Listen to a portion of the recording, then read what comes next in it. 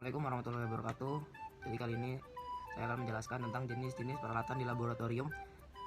Jadi peralatan di laboratorium terbagi menjadi 4 kelompok, yaitu yang pertama peralatan gelas, 2 peralatan bukan gelas, 3 peralatan pemanas, dan 4 timbangan. 1. Peralatan gelas. Peralatan gelas laboratorium yang terbuat dari gelas memiliki sifat khas. Misalnya gelas Pyrex yang tahan panas dan gelas borosilika yang tahan terhadap kenaikan suhu mendadak, atau gelas soda lime yang dapat dipanaskan pada api Bunsen tanpa menjadi kusam. Berikut jenis-jenis gelasnya. Pertama, gelas beaker atau gelas piala. Gelas beaker adalah gelas Pyrex yang dilengkapi dengan bibir tuang dan skala fungsi. 2. Gelas ukur. Gelas ukur memiliki bibir tuang dan kaki berbentuk heksagonal atau berupa polipropilen yang dapat dilepas. Fungsi utamanya adalah mengukur volume suatu cairan sesuai keperluan. 3. Gelas Erlenmeyer. Gelas Erlenmeyer. Gelas Erlenmeyer adalah gelas dari bahan Pyrex berbentuk kerucut dengan mulut sempit, lebar labu Erlenmeyer memiliki fungsi yang sama, yaitu untuk menyimpan, memanaskan, atau menyampur senyawa kimia. 4. Labu volumetri atau ukur. Fungsinya adalah untuk menyimpan hasil ekstraksi dan melakukan pengenceran dengan volume tertentu. 5. Tabung reaksi. Berfungsi untuk melakukan reaksi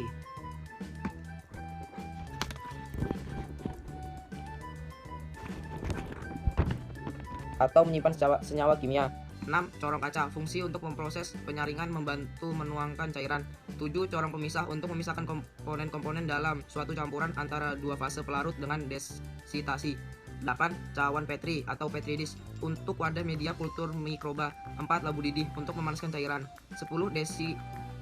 Desikator untuk menjaga tingkat kekeringan. Assalamualaikum warahmatullahi wabarakatuh. Perkenalkan, nama saya Ian Berdaus dari kelas X Kimia Industri. Kali ini saya akan menjelaskan alat-alat di laboratorium, yaitu mengidentifikasi peralatan mutu yang dibagi menjadi 4 kelompok, yaitu peralatan gelas, peralatan non-gelas, peralatan pemanas, dan timbangan. Yang pertama, peralatan gelas. Peralatan laboratorium yang terbuat dari gelas memiliki sifat khas. Misalnya gelas Pyrex yang tahan panas. Nomor 1, beaker gelas atau gelas piala adalah gelas Pyrex yang dilengkapi dengan bibir ruang dan skala. Fungsi utama dari gelas ini adalah untuk menyimpan atau mencampur senyawa kimia. Kedua, gelas ukur memiliki bibir tuang dan kaki berbentuk heksagonal atau berupa polipropilen yang dapat dilepas. Fungsi utamanya yaitu mengukur volume suatu cairan sesuai keperluan. Yang ketiga, gelas Erlenmeyer adalah gelas dari bahan Pyrex berbentuk kerucut dengan mulut sempit atau lebar. Labu Erlenmeyer memiliki fungsi sama dengan beaker gelas. 4. Labu volumetri atau ukur. Labu volumetri ukur terbuat dari gelas Erni. Fungsinya yaitu menyimpan hasil ekstraksi dan melakukan pengenceran dengan volume tertentu. Nomor 5. Tabung reaksi.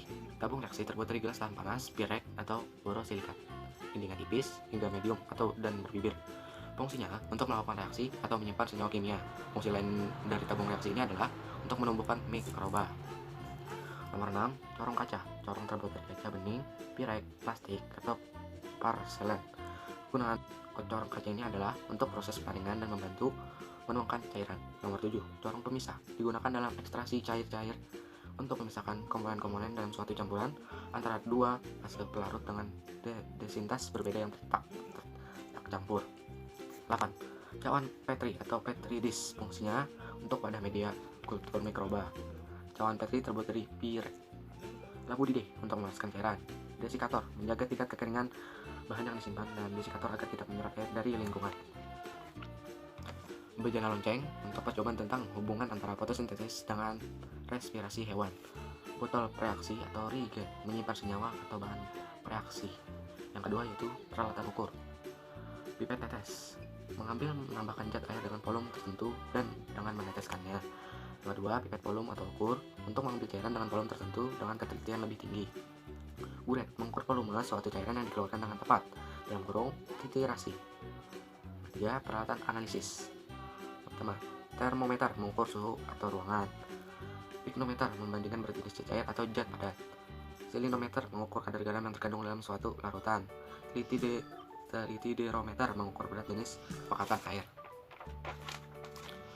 Peralatan non gelas. Yang kedua, 1. Timbangan analitik untuk menimbang sampel dengan ketelitian tinggi. Klap mengatur suhu lingkungan, tekanan, kelembapan udara, dan aliran oksigen. Laminar flow cabinet mengatur suhu lingkungan dilengkapi dengan aliran udara bersih untuk menginkubasi atau memanen mikroba. Sentrifuge memisahkan komponen zat dalam berdasarkan perbedaan berat jenisnya. Inkubator berfungsi sebagai alat untuk menginkubasi mikroba. Yang terakhir, batang statif dan penjepit masa penjepit buret yang menjepit buret saat titrasi atau sterilisasi. Peralatan inkulukasi, peralatan yang digunakan untuk menginkulukasikan mikroba. Sekian dari saya dan sudah habis penjelasan ini. Wassalamualaikum warahmatullahi wabarakatuh. Sertifikasi peralatan mutu laboratorium dasar mutu. Jadi peralatan mutu laboratorium dasar mutu dapat dibagi menjadi 4 kelompok, yaitu yang pertama peralatan gelas, yang kedua peralatan bukan gelas, yang ketiga peralatan pemanas, dan yang keempat timbangan. Oke, yang pertama adalah peralatan gelas. Peralatan gelas dapat dibagi menjadi 14 macam. Yang pertama, beaker glass atau gelas piala. Gelas beaker adalah gelas pirek yang dilengkapi dengan bibir, tuang, dan skala. Fungsi utama dari gelas beaker adalah menyimpan atau mencampur senyawa kimia. Yang kedua adalah gelas ukur. Gelas ukur memiliki bibir tuang dan kaki yang berbentuk heksagonal atau polipropilen yang dapat dilepas. Fungsi utama dari gelas ukur adalah mengukur volume suatu cairan sesuai keperluan. Yang ketiga adalah gelas Armenier. Gelas Armenier adalah gelas dari bahan pirek yang berbentuk kerucut dengan mulut sempit atau lebar. Fungsinya ialah menyimpan, memanaskan, atau mencampur senyawa kimia. Yang keempat, labu volumetri atau ukur. Labu volumetri ukur terbuat dari gelas jernih dengan atau tanpa tutup polipropilen. Fungsi utamanya ialah menyimpan hasil ekstraksi dan melakukan penginceran dengan volume tertentu. Tabung reaksi. Tabung reaksi terbuat dari gelas tahan panas, pirek, atau borosilikat. Dindingnya tipis hingga medium dan berbibir. Fungsi utamanya ialah melakukan reaksi atau menyimpan senyawa kimia. Fungsi lain dari tabung reaksi adalah untuk menumbuhkan mikroba. Corong terbuat dari kaca bening, pirek, plastik, atau porselen. Dan corong adalah untuk proses penyaringan dan membantu menuangkan cairan. Yang ketujuh, corong pemisah. Corong pemisah digunakan dalam ekstraksi cair-cair untuk memisahkan komponen dalam suatu cairan atau dua fase antara dua fase pelarut dengan densitas berbeda yang tak campur. Yang kedelapan, cawan Petri atau Petri dish. Fungsi utamanya ialah wadah media kultur mikroba. Yang kesembilan, labu didi. Fungsi utama dari labu didi adalah memanaskan cairan. Yang kesepuluh, desikator. Desikator berfungsi untuk menjaga tingkat kekeringan bahan yang disimpan di dalam desikator agar tidak menyerap air dari lingkungan. 11. Bejana lonceng. Bejana lonceng berfungsi untuk percobaan tentang hubungan antara fotosintesis dengan respirasi hewan. Yang ke-12, botol reaksi atau reagen. Berfungsi untuk menyimpan senyawa atau bahan reaksi. Yang ke-13, peralatan ukur. Peralatan ukur dapat dibagi menjadi 3 bagian. Yang pertama, pipet tetes. Pipet tetes berfungsi untuk menambahkan zat cair dengan volume tertentu dengan meneteskannya. Yang kedua, pipet volume atau ukur. Pipet volume atau ukur berfungsi untuk mengambil cairan dengan volume tertentu dengan ketelitian lebih tinggi. Yang ketiga, buret. Buret berfungsi untuk mengukur volume suatu cairan yang dikeluarkan dengan tepat atau titrasi. Yang ke-14, peralatan analisis. Peralatan analisis dapat dibagi menjadi 4 macam. Yang pertama, termometer. Termometer berfungsi untuk mengukur suhu suatu bahan atau ruangan. Yang kedua, pignometer. Pignometer berfungsi untuk membandingkan berat jenis zat cair atau zat padat. 3. Salinometer. Salinometer berfungsi untuk mengukur kadar garam yang terkandung dalam suatu larutan. Yang keempat, hidrometer. Hidrometer berfungsi untuk mengukur berat jenis atau kepekatan air. Oke, yang kedua, peralatan bukan gelas. Peralatan bukan gelas dapat dibagi menjadi 7 bagian. Yang pertama, timbangan analitik. Timbangan analitik berfungsi untuk menimbang sampel dengan ketelitian tinggi. Yang kedua, otoklaf. Otoklaf berfungsi mengatur suhu lingkungan, tekanan, kelembaban udara, dan aliran oksigen. Yang ketiga, laminar flow cabinet.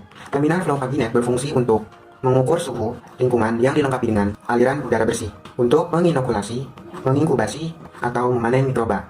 Yang keempat, sentrifuge. Fungsinya ialah memisah komponen zat dalam suspensi berdasarkan perbedaan berat jenisnya. Yang kelima, inkubator. Inkubator ialah alat untuk menginkubasi mikroba. Yang keenam, batang statif dan penjepit.